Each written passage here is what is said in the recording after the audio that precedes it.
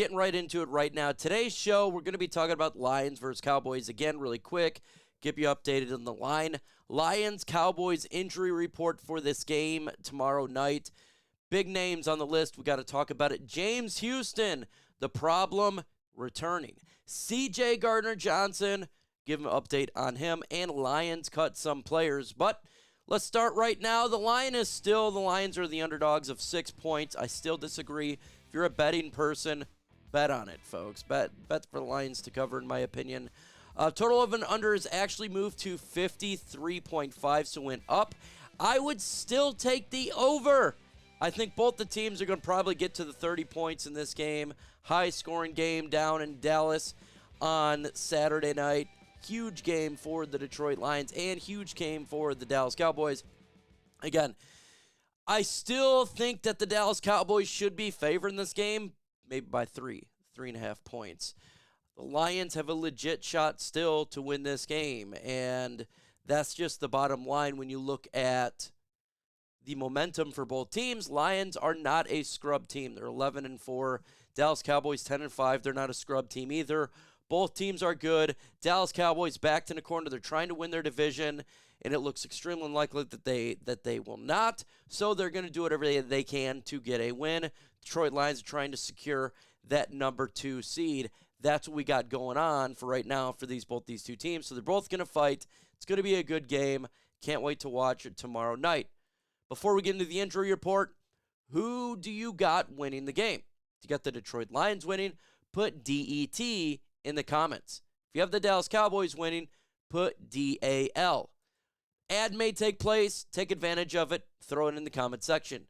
Start with the Lions injury report here. CJ Gardner-Johnson is not playing tomorrow night. I thought he would make his debut. I thought this was the game to do it. They're going to hold and push it back one more week. And he may not play the final week at the Minnesota Vikings. If the Lions lose the game tomorrow night, I wouldn't expect him to play in that final game because I think the Lions probably would rest their starters at least 3/4 of the game and let them start them out. But if the Lions win tomorrow, I fully expect CJ Gardner-Johnson to make his debut or his return the final week, Lions versus Vikings. James Houston out. He started his activation. I would not expect him to play next week. Expect that for a wild card, or if the Lions get the bye, that game. So don't expect him to be playing at all next week. Brock Wright out, dealing with a hip issue. Maybe he'll come back for the wild card game. Cam Sutton toe questionable. Big injury here. Didn't know anything about it. That really sucks because the Lions need him in this game. If he doesn't play, it's a significant loss for the Lions secondary. Huge loss. Expect the points to be blowing up on there. If he does play, that's great news, but he's dealing with a toe injury. Let's get into the Dallas Cowboys injuries here. Rico Dowdle out. No problem for them. Okay. Viliami Fokogo, questionable knee. That's something that we need to monitor right there. Jonathan Hankins out. Their big DT in the middle for them. That should help the Lions' run game. Tyron Smith, their biggest player right now on their team, questionable. I was talking to Tom Downey from Chat Sports for the Cowboys. He expects him to play. We don't know right now that he's questionable. That would be significant injury to their football team if he does not play. But what I know can play is Prize Picks, and I'm super excited to talk to you about Prize Picks right now. PrizePicks.com/CLNS, code CLNS. They'll match your deposit match up to $100. And if you want to spice up your NFL Sunday, get started with Prize Picks right now. Prize Picks is a skill-based, real money daily fantasy sports game. And if you're looking to have more fun on game day, look no further than Prize Picks. Do you want to play alongside some of Prize Picks' favorite players like rapper Meek Mill and comedian Andrew Schultz? You can now find community plays in the promos tab of the app to be entered some of the biggest names in the Prize Picks community each week. Prize Picks even offers a reboot policy so that your players stay in play even if they get injured in the first half of a game. And if the players don't return in the second half, that player is rebooted. Prize Picks is the only daily fantasy sports platform with an injury insurance policy. My 2 picks for tonight's hockey game here is I got Brady and Jack getting more than 4 shots on the goal. So get started with Prize Picks right now. It's prizepicks.com/CLNS, code CLNS, for a deposit match up to $100. Why is it code CLNS? Because that's our ad agency partner. Use code CLNS. It's real easy. 4 letters, get $100 match when you sign up. So download the app today. The link will be in the description and comment section of this video. It's prizepicks.com/CLNS, code CLNS. Real fun here. And let's talk about, really quick, James Houston, who's returning. Let's talk about, really quick, CJ Gardner-Johnson, who is returning. Now, it's not going to happen this week, but it will happen for the playoffs. My question for you before we really get into it, what player are you more excited to see return? CJ Gardner-Johnson or James Houston? Put CJ if you want Gardner-Johnson, you're more excited to see him, or JH for James Houston if you're excited to see him.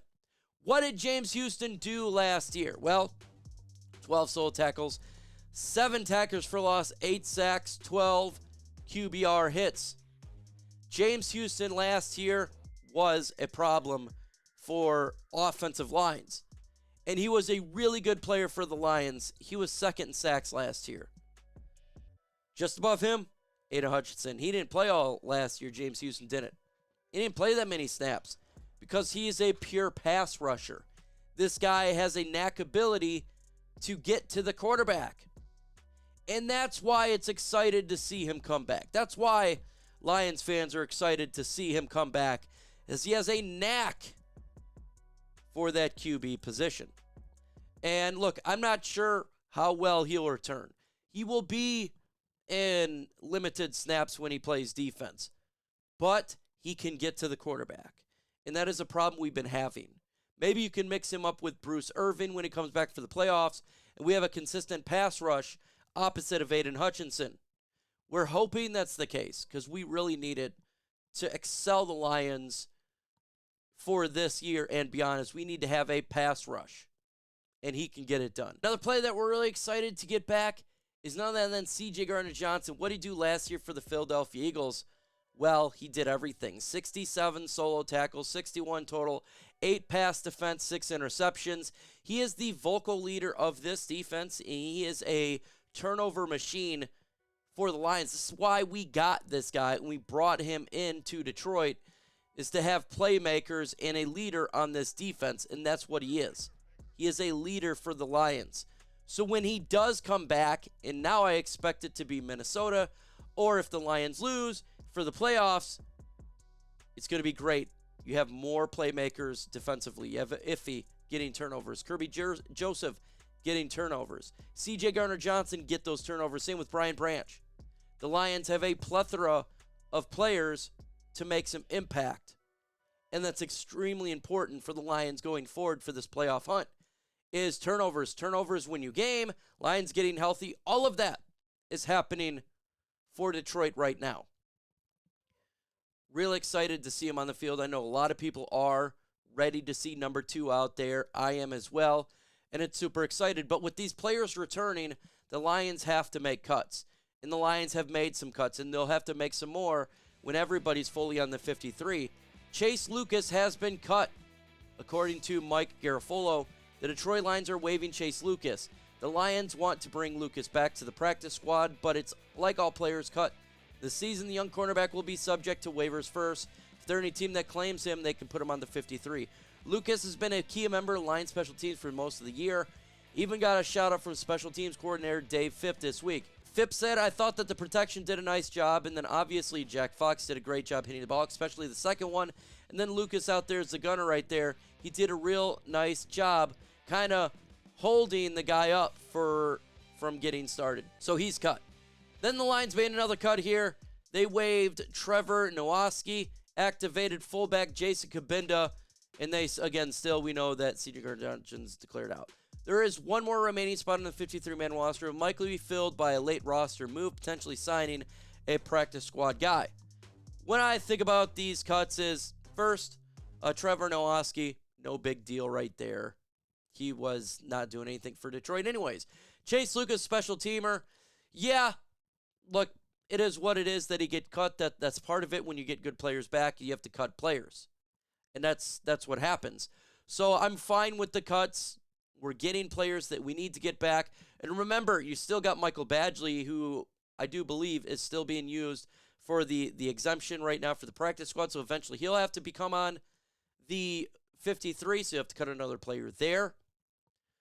Lions going to have to make cuts, and that's just part of having a good team. It's part of being a team getting players back. And some of these guys who we're not seeing, you just go ahead and get them cut. It's no big deal if you ask me. But the Lions are doing pretty good right now as a team regarding the injury front. We're getting healthy at the right time, and we're striding at the right time. So I cannot stress this enough. I have the Lions losing this game tomorrow, but make no mistake about it, they can win this game.